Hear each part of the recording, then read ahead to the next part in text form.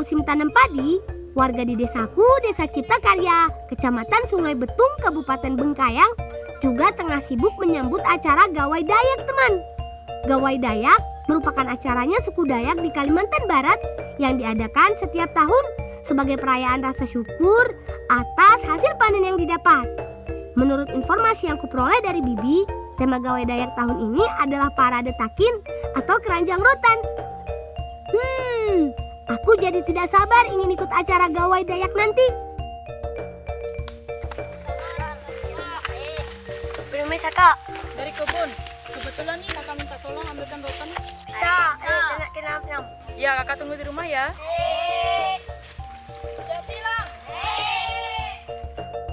Wah, sepertinya rotan yang mau aku ambil ini akan Kak Lopa buat menjadi takin untuk acara Gawai Dayak nanti.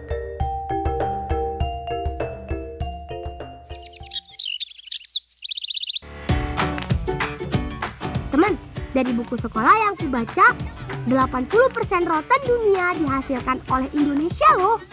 Wih, keren. Sementara sisanya berasal dari Filipina dan Vietnam. Rotan memang hanya tumbuh di wilayah tropis seperti negara-negara Asia Tenggara, teman.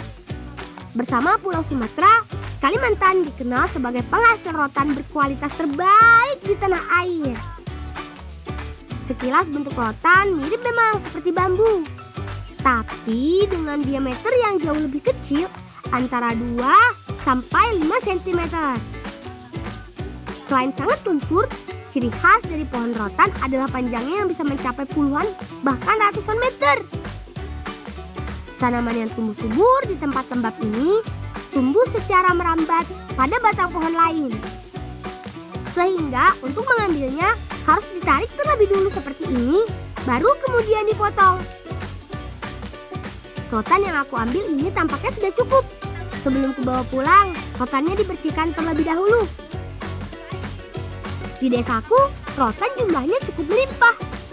Dia tumbuh liar di mana saja.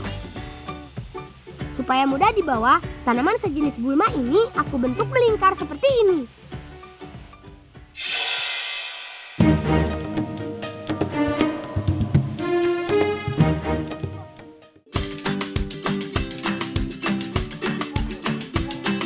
Sejak zaman dulu, rotan sudah digunakan sebagai bahan kerajinan tangan. Teksturnya yang ringan tapi sangat kuat, elastis, dan lentur membuat rotan mudah dibuat jadi apa saja. Mulai dari keranjang, ayakan, hingga takin atau wadah yang sedang kubuat bersama kakak dan paman. Rotan juga terhitung tidak mudah rusak dan awet tahan lama. Sebelum diolah jadi takin, batang rotan harus dibelah terlebih dulu seperti ini. Proses pembelahan ini bertujuan untuk memisahkan kulit rotan dari batangnya. Tapi kulitnya ini jangan dibuang, karena masih bisa dimanfaatkan sebagai pengikat anyaman. Setelah itu, permukaan rotan diserut hingga halus. Proses ini juga bertujuan untuk melenturkan rotan supaya siap dianyam. Untuk membuat takin, harus dibuat kerangkanya terlebih dahulu. Kerangka dibuat berbentuk melingkar sesuai dengan diameter yang diinginkan. Setelah itu, jari-jari dibuat dan rotan dililitkan kembali dengan cara diselipkan ke dalam anyaman sebelumnya. Proses ini terus diulang hingga mencapai tinggi sesuai yang dikehendaki. Yang jelas, pembuatan takin ini cukup rumit dan sulit. Tak hanya semudah kelihatannya. Di desaku, hanya pamanku inilah satu-satunya orang yang mahir membuat takin. Untuk menyelesaikan keranjang takin juga memakan waktu yang cukup lama. Tua, nak jadi penangkin gawe tua. Nanti jadi buat dia gitu. Kira-kira pas acara jadi buat tua. Jadi ya. Kamu sih tua bulan yang tua nih. Oh. Nah, kalau aku kin nonggo yang nih tua.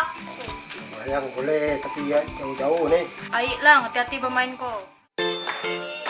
Karena Gawai Dayaknya sebentar lagi akan dimulai, aku jadi penasaran ingin melihat persiapannya. Kalau takinnya sudah jadi, nanti tolong titipkan ke Kak Lopa saja ya, Paman.